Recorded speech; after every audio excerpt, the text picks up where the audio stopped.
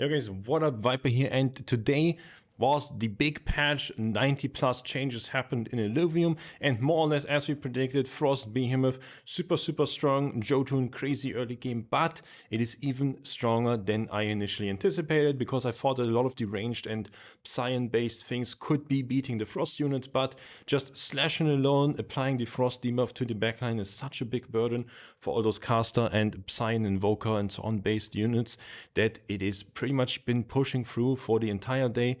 Had been streaming 12 hours today, been testing a bunch of different things.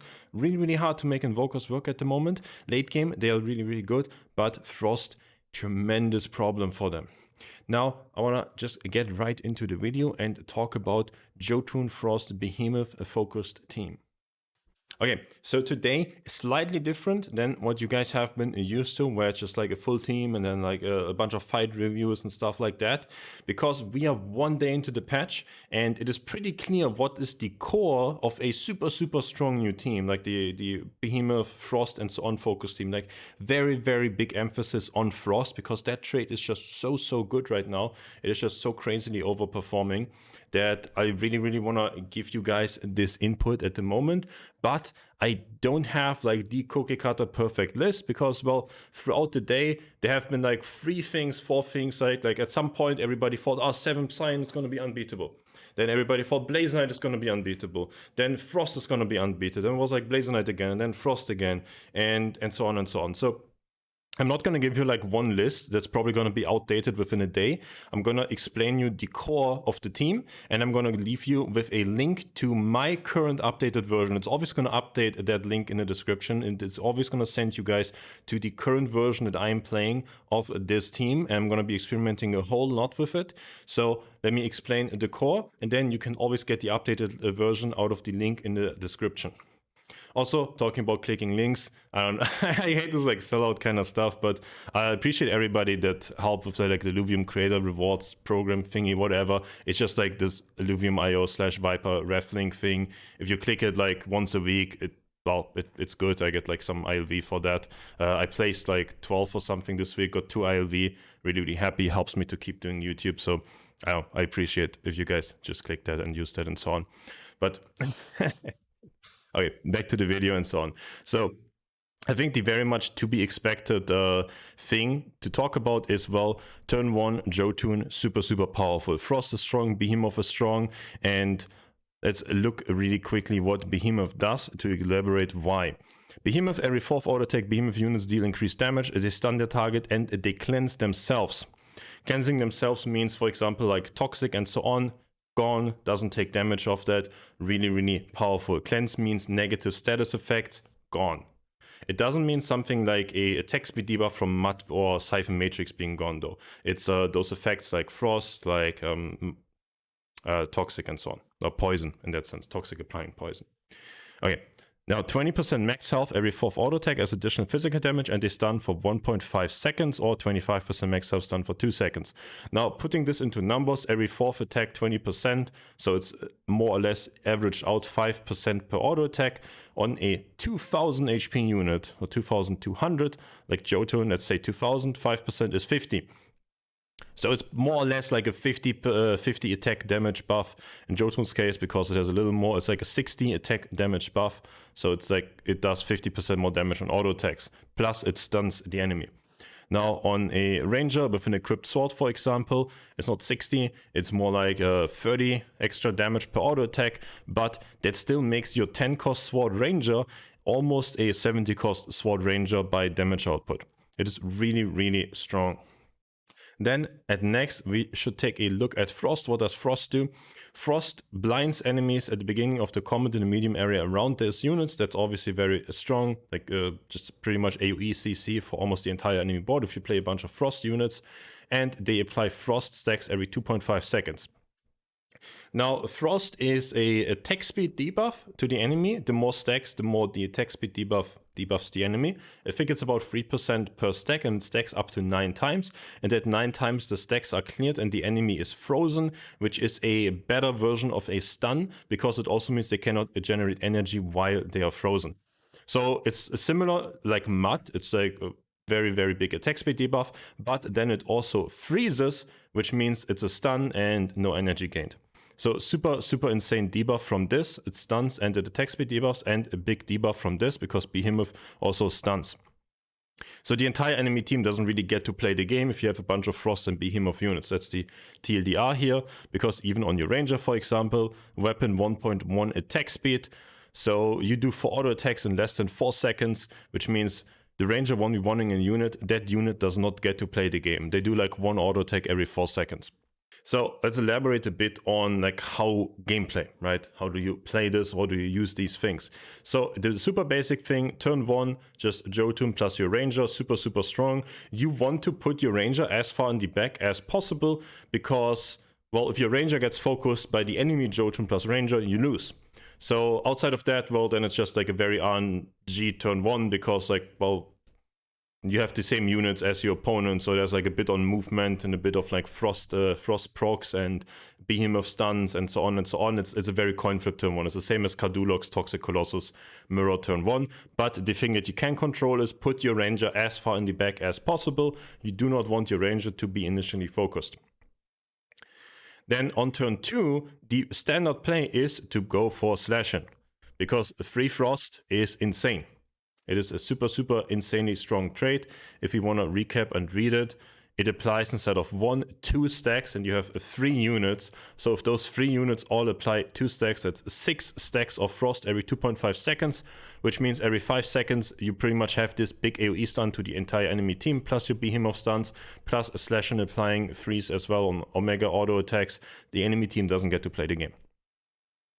Now, then you have 25 points left over, and what can you do with 25 points? You can play a tier 0. And this is where the optionality of the game starts. Now, looking at turn 3 with 120 points, you will be playing a Jokul. Because Jokul is just another unit that's going to apply Frost to the enemy team, super, super broken and strong as we have elaborated in this patch. Therefore, you just play another Frost unit. So you have 25 points on turn 2. And then on the next turn, you will have 55 points to spend. Now, on those 25 points, well, Jokul is a fighter, and, well, Vanguard and Frost and Behemoth are the other things that you have. So you can spend 25 points on, for example, a Doka. If you wanna go down that path, you should go for the Earth Doka, because the Earth Doka has the strongest ability with disarming the enemy Illuvium that it is auto-attacking. And on turn 3, after you play Jokul, you have 55 points left. You can play another fighter, and you have 3 fighters in your team. Now, looking at Frost, and that is a very Frost-heavy meta game, there are gonna be a bunch of air units, because, well, if you play Frost versus Frost, one guy has air, the other guy has water. Air is beating water because of the hyper mechanic in the game. Nature is beating air. So all the Frost players are gonna be choosing air dominant Frost Illuviums, which means that you want to be choosing preferably some nature dominant Illuviums on your side. And as you just need to fill out your team with a 3rd fighter, you would be going for a foe on that point on turn 3. And the other options you have are that you play very cheap combinations of 3 nature Illuviums, which is also really nice on turn 2, because then you can already play a nature Illuvium on turn 2. Which, well, if you just can't play one nature Illuvium, it will kind of come down to playing a 25 cost Groko along your Slashing on turn 2, and then on turn 3 you have 55 points left. 55 points could be, for example, an Archie and a Tipo. Now, why am I mentioning Archie and the Tipo? Well, if we play these Frost versus Frost mirrors, and it is air and water units versus air and water units, and your opponent is not adding like fire or earth in their like 25 and 55 leftover points, you will get very quick hyper on those empath units. And if we want to check out what the hyper on empath does here, empath hyper means they heal allies for 20 health and provide 2 energy per second in medium area around them. So if you have 2 hyper empath units, that's 40 AoE health regen every single second in Frost versus Frost, Behemoth versus Behemoth, where there's a bunch of attack speed slow, a bunch of crowd control. So just the healing super valuable, as it's very, very low damage on both sides, and you probably just go to overtime, and the hyper active empaths in overtime are just super, super powerful and will likely make you win. Now, if you go this nature empath route, I would suggest that you put an Ador into your team and you eventually sell the Grokko, put in the Ador. You have triple empath, triple nature. Ador also very powerful. Illuvium got buffed this patch, and it heals the 3 lowest health allies for missing percentage of their health, which is obviously very strong if we are playing super high health units like Slashin with 2100 and Jotun with more than 2200 HP. So I would say those are the 2 basic paths that you have for the early game. Those are the 2 basic paths that I've been playing and I've been seeing people utilize. Now, the like mid-game to late-game path in the team is pretty much always going to come down to playing Mystic Illuviates because, well, you play a bunch of like melee and crowd control stuff. We have been having a meta with a lot of melee Illuviates all the time. We played both Greater and Exalted Apon on those because, well, it's an AoE area, it's stunning enemy, and it's buffing the damage of your Illuviates. Super powerful, especially if, for example, you can get a buffed and critting Behemoth auto attack proc that's like a 1000 damage hit, literally one-shotting enemy Illuviates. So Apon is just fitting very well into this lineup. And for the same sake, as I've explained why like the empath healing Illuviates are really good, well, you can just go like Adorius and Gazer and things like that to get Mystic Shield, attack speed buff, and the Mystic Illuviates are healing because a lot of those fights can easily go into overtime, and then having healing is super powerful in overtime. Then a little bit more, the Vanguard trait in the game obviously also got buffed, and Vanguard now having an additional effect that it didn't used to have. Vanguard is now giving shield on every crit, and Vanguard Illuviates on 2 Vanguard Illuviates in play have a 50 crit chance, 25 innate, 25 from the trait. So every second attack they get a shield, works very well with Mystic, gives you more attack speed, gives you more shields, and it's just a very good defensive stat. Again, we are playing a very debuff heavy team towards the enemy. A lot of fights will go to overtime. Having your units stay alive is very important. But yeah, this pretty much leaves us with putting Melura into our teams, usually just a very strong Vanguard. And then we also have just another Behemoth, Seer. Now, the really strong thing about Seer in a lot of these matchups is because people tend to play nature Illuviates to counter your air frost Illuviates, Seer being a fire Illuvia can now counter those nature Illuviates. And as the hyper wheel goes, it's fire countering nature, countering air.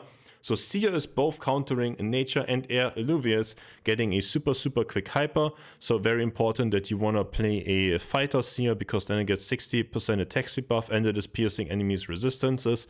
So that the Seer big Behemoth auto attacks are literally just going to devastate the enemy units. And also the spins just crazy damage. So that's why Seer is very powerful. If you can't get hyper on Seer, if your opponent is playing like some earth units and stuff like that, which obviously counter fire, then you don't need to prioritize playing Seer out early though. Against nature units though, super crazy strong. Now, if you want to be talking about positioning in the game, because this is kind of like the early game, right? So turn 1, you go for Jotun plus bonding, turn 2, Slashin plus 25 cost Alluvial, which either you go for a fighter or for a nature route. That are the 2 main things that I've explored today. And then turn 3, you go Joku, and either you go for, well, you fill out the 3rd fighter, or you fill out the nature Alluvials, basically. And then on turn 4, you have options like in the nature route where you go for Seer and Ador, just 140 points, very clean turn. Or you have options like going for Mystic, basically. Because Mystic is also 140, it's a very clean turn, especially if you play for the fighter line of play. If you play for the nature line, you can also go for Mystic. It kind of depends a bit on the positioning of the board, if you can get a super good Apon or not and such. Those are the 2 main things, and again, I'll link in the description is always going to give you the updated current version of the team that I think is currently the best, that I think I'm currently playing, basically, that I'm currently trying to get, I guess, rank 2 with, because I'm rank 1 on the main account still. Now, jumping back to our team, let me elaborate a little bit on, for example, the weapon choices as well. Now, Vanguard and Vanguard Ranger is crazy strong if you play versus Psy or Invoker, like any kind of Psy and Psy composite-based teams. I have been beating a lot of those today by just starting the game with Behemoth and bonding to my Jotun, and then because my Jotun is a Bulwark dominant, I can just switch my Ranger weapon to a dagger, and I have a Frost Vanguard Dagger Ranger. And well, that Ranger is super, super scary for all those Psion teams, because one of the biggest issues with like any kind of rogue Ranger was that they were just dying super, super quickly. Now with Vanguard, they have 60% crit chance. Nope. It's not like an Illuvium that has 25 innate. The rogue weapon has a 40% innate crit chance, so plus 35 means 75%. 3 out of 4 auto attacks are critting, 3 out of 4 auto attacks are giving you a shield, and a lot of these Psion-based teams are even very water heavy, because, well, water energy region is good with Psion. So you will get a hyper dagger ranger, crazy attack speed, crazy damage output, and it's gonna shield itself a lot, so it is going to stay alive, which is very, very easy switch, because, well, you bond to Jotun, you just swap your weapon after you went slashing on turn 2. You can just go for full Vanguard, like a Vanguard Ranger on turn 3. You can even just equip your Ranger suit with that as well. I suggest to play Proton Curious with most of those Rangers at the moment, because it gives attack speed and pure attack damage, which is just very, very good in this team. Then let's quickly talk a little bit of the augments. Well, a really, really strong combo on slashing is that on crit, again 8 physical attack damage combo, plus Photon Ripper, just more crit chance, which means that your slashing is critting almost every single auto attack with this crit chance buff, and it is getting 8 attack damage, physical attack damage, almost every single auto attack bonus. So your slashing's damage is scaling very, very frequently. Slashing itself's ability has an attack speed steroid, so very fast attacks, every attack gets stronger, and pretty much every attack crits. And because it's a Vanguard, almost every attack is going to give you a shield. So that can be a very, very strong win condition late game, a very, very strong combo there. Then talking about augments on units like Jotun, just going for something like attack speed is very, very fine. And on most of those behemoths in general, a lot of like high health tanky units, Exalted Redemption Core is just a good augment at the moment at 40% health, gain 4% health region, because these fights are so debuff heavy and stun and CC heavy, they take very long, they go into overtime, 4% health region per second, super powerful. And then, because again, we're like kind of stacking our team, oftentimes just AoE, medium area, a grit and resolve buff, depending on what. I think this is very, very good at the moment, because it's very, very good at the moment, because a lot of fights just, again, go into overtime, you just mitigate damage. Also, most of the augments in the game got nerfed very, very heavily. This is one of the augments that didn't get touched too much, so I think it's worth playing that in most of your teams at the moment. I like this augment because it got buffed, and at 20 cost it gives your entire team 125 maximum health. I think that's a very, very strong option. Another augment that did not get nerfed a whole lot is Exalted Parasitic Link on the first option, where you can give 35% Omnivamp to a single unit.